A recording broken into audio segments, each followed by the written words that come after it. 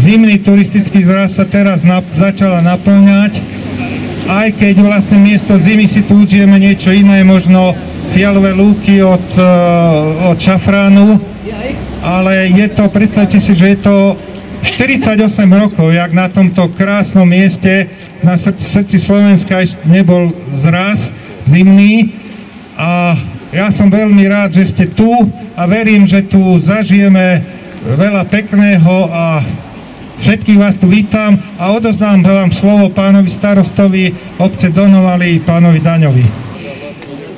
Som rád, že vás môžem tu privítať na území Donoval. Dúfajme, že budete mať aj úžasné počasie, tak ako prognózy hlásia. Na nedeľu je síce troška hlásený aj nejaký sneh, ale ešte asi sa to upraví. Takže bude, hádam, také počasie, ktoré vám bude vyhovovať. Už nám neostáva nič iné, iba to slávnostne ukončiť a slávnostne otvoriť celý zraz.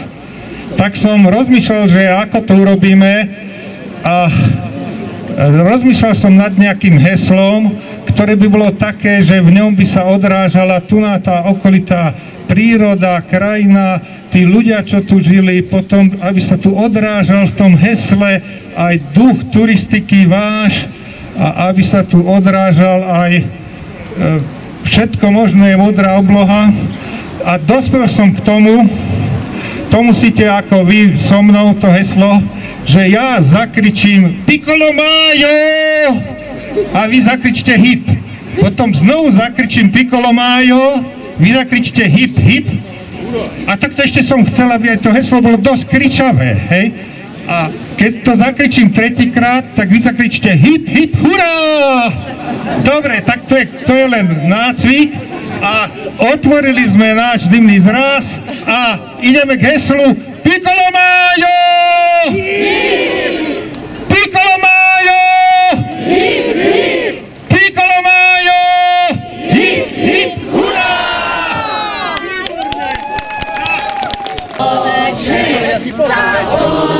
Zašumí haj, ako mítik učko šepal, zdraví ťa rodný kraj. Pokusa sa zjaví, spomínam mladosti čas. Mamička drahá ma víta, šťastný som doma zás. Čo skrýva krás, tá moja pekná oblast. Slovensko naše, moja rodná vlast. Slovensko naše, moja rodná vlast.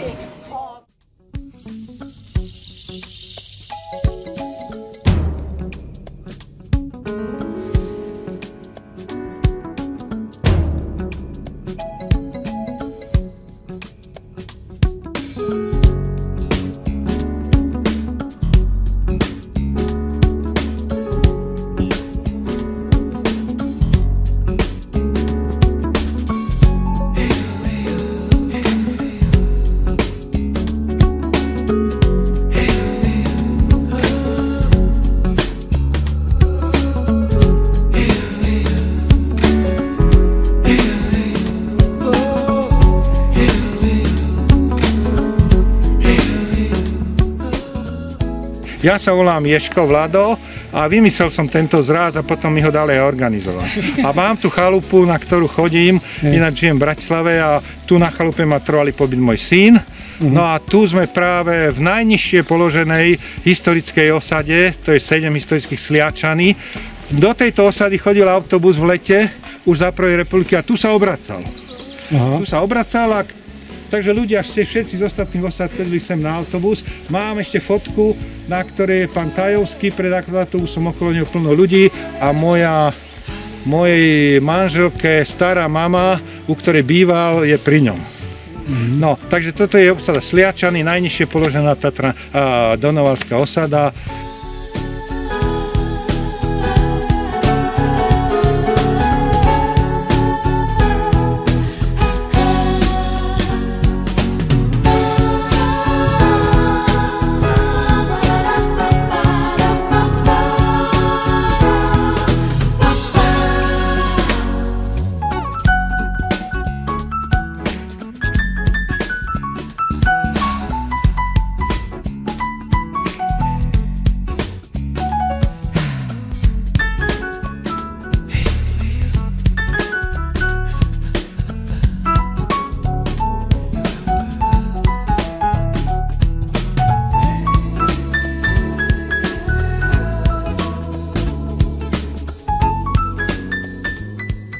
Sme v osade Môrce a pôjdeme tuto doprava Môrcovskou dolinou na Buli.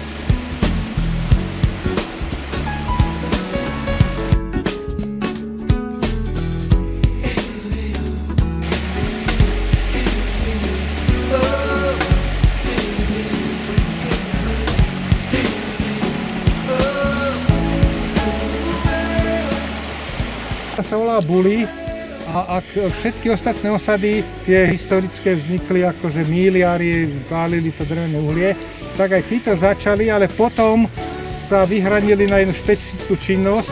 Tuto viedol tzv. Špaňodolínsky vodovod,